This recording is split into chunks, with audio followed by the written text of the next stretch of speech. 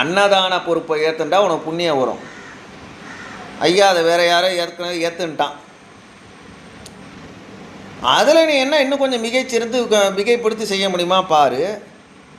அவன் 100 பேருக்கு பண்ணுறான்னு நீ ஒரு 25 பேருக்கு சேர்த்து பண்ணிவிடு இல்லையா? அந்த மாதிரி செஞ்சால் புண்ணியம். அடுத்து விசேஷ நாளில் தான் செய்யணுமா? சும்மா அதே கோவிலில் கூப்பிட்டு நீ கும்பிட்ற தெய்வத்து கோவிலில், அதே கோவிலில் எனக்கு எந்த கோவில் பிடிக்குமோ அந்த கோவிலுக்கு போ, அங்கே போய் அன்னதானம் பண்ணு, ஒரு ஃப்ரீயாக இருக்கிற நாளில் பண்ணு. ஏன் கூட்டத்தில் போய் நான் அந்த கூட்டத்தில் போய் தான் செய்யணுமா? அவசியமே கிடையாது. நீ செய்யக்கூடிய அன்னதானமும் கல்வி தானமும் இதை மாதிரி நிறைய இருக்குது. கல்வி தானம், அன்னதானம், கண் தானம், இந்த மாதிரி நிறைய இருக்குது. என்ன, இந்த மாதிரி மிகச்சிறந்த தானத்தில் மிகச்சிறந்தது அன்னதானம் மட்டும்தான். நான் சொல்ல, முன்னோர்கள்லாம் சொல்லிட்டு போயிட்டாங்க.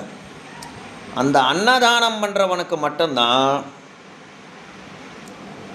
முழுமையான அந்த பகவானுடைய கிருபை கிடைக்கும்.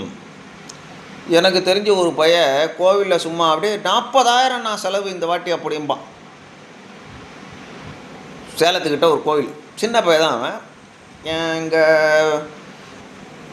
என் தம்பி வயசு இருக்கும், எங்கள் தம்பி ஒருத்தன் இருக்கான், அவன் வயசு இருக்கும்.